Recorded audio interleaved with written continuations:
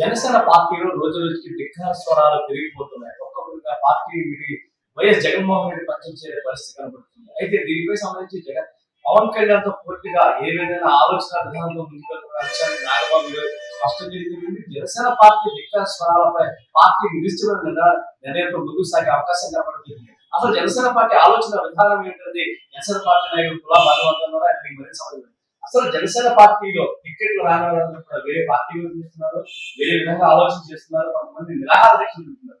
ఈ పట్ల జనసేన పార్టీ ఏం ఆలోచన చేస్తుంది? వాళ్ళు పవన్ కళ్యాణ్ గారు 2014లో పార్టీ పెట్టినప్పుడు చెప్పారు, ఈ యొక్క జనసేన పార్టీ 25 సంవత్సరాల భవిష్యత్తు.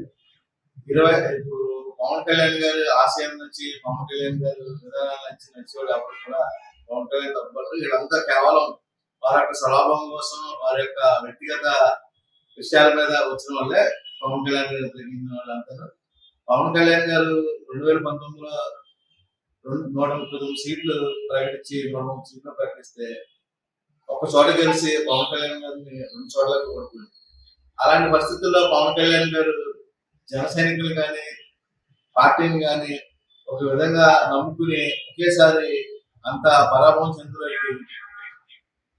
అయినా కానీ పవన్ కళ్యాణ్ గారు నిలదొక్కుని పార్టీని ఎంతో ఎస్టాబ్లిష్ చేసి ఈ కూటమిని నిర్మించడానికి పవన్ కళ్యాణ్ గారు పడ్డ కష్టం అర్థమైంది. ఎందుకంటే అటు తెలుగుదేశాన్ని, అటు బీజేపీని, తెలుగుదేశాన్ని ఎప్పుడైతే మన నారా చంద్రబాబు గారు జైల్లో ఉన్నప్పుడు వెళ్ళి ప్రకటించడం, అలాగే మన బీజేపీని మామూలు కేంద్రాన్ని ఒప్పించడం అంటే మాటలు కాదు.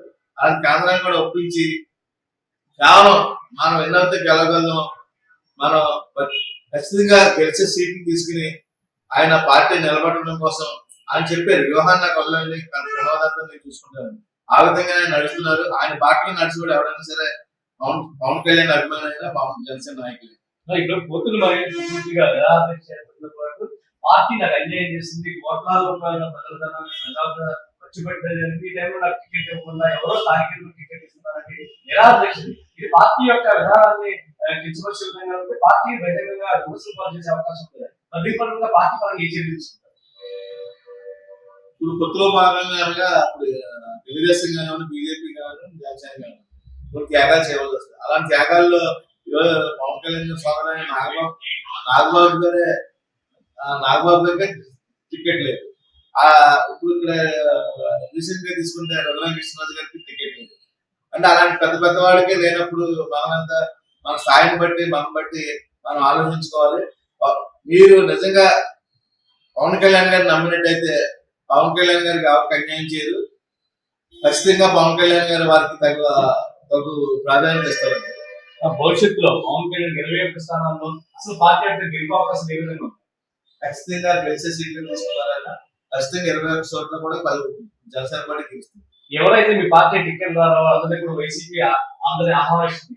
విధంగా పిఠాపురంలో కానీ ఇవాళ విజయవాడ తూర్పు కానీ వీళ్ళందరినీ కూడా వైసీపీ ఆహ్వానించాలని కడవరు. ఇది మీ పార్టీకి ఇబ్బందులు చేస్తారు కదా? ఖచ్చితంగా. ఎందుకంటే జనసేన పార్టీలో ఉన్న వాళ్ళని లాక్కోవడానికి ఖచ్చితంగా వైసీపీ ప్రయత్నిస్తుంది. ఇప్పుడు ఇలాంటి వాళ్ళు వెళ్ళిపోయినందుకు మాత్రాన జనసేన పార్టీకి ఇంత కూడా ఎవరు ఆర్జారు. ఇది అంటే ప్రస్తుతం పోతులు మహేష్ చేస్తున్న వ్యవహార శైలి పార్టీకి ఇబ్బంది కలిగి ఉంది. దీన్ని పూర్తిగా ఆయన మార్చుకోవాల్సిన అవసరం ఉంది. జనసేన పార్టీ అధినేత పవన్ కళ్యాణ్ ప్రజా కష్టం తెలిసిన వ్యక్తి, కార్యకర్త కష్టం తెలిసిన వ్యక్తి. ఆయన ఎట్టి పరిస్థితుల్లో అన్యాయం జరగకుండా చూసే బాధ్యత పవన్ కళ్యాణ్ తీసుకుంటారు. కానీ బహిరంగంగా విమర్శలు చేయడం, ఎమోషనల్ బ్లాక్ మెయిల్ చేయడం వల్ల పార్టీకి ఇబ్బంది కలిగే పరిస్థితులు ఉన్నాయి. కాబట్టి వాటిని ఆయన శ్రద్ధపడిగే విధంగా చూడాల్సిన అవసరం ఉంది. టికెట్ రానప్పుడు కొద్దిపాటి ఇబ్బందులు ఉండటం సర్వసాధారణం. రాష్ట్ర వ్యాప్తంగా అనేక మంది కార్యకర్తలు 21 చోట్ల మాత్రమే పోటీ చేసే అవకాశం వచ్చింది. కాబట్టి ఈ నేపథ్యంలో తన కుటుంబ సభ్యుడైన నాగబాబు కూడా టికెట్ ఇవ్వని పరిస్థితి ఏర్పడినా కూడా పవన్ కళ్యాణ్ ఈ విషయంలో చాలా స్పష్టంగా ఉన్నారు. కాబట్టి కార్యకర్తలు సమన్వయం పాటించాలి. ఏ ఒక్కరు కూడా అంటే వైసీపీ కూడా పూర్తిగా పరిస్థితి తనకు అనుకూలంగా మార్చుకోవడం ప్రయత్నం చేస్తుంది. ఎవరైతే పిఠాపురం కానీ విజయవాడ తూర్పు నియోజకవర్గానికి సంబంధించిన వ్యక్తులను ఇన్ఛార్జీలను ఇప్పటికీ పార్టీలోకి ఆహ్వానించడం జరిగింది. వీటి వల్ల జనసేన పార్టీకి పెద్దగా నష్టం వాటిల్లకపోయినప్పటికీ కూడా ఈ పార్టీ ఇబ్బందులు కూడా ఉండకూడదు అనేది జనసేన ఆలోచన కనిపిస్తుంది.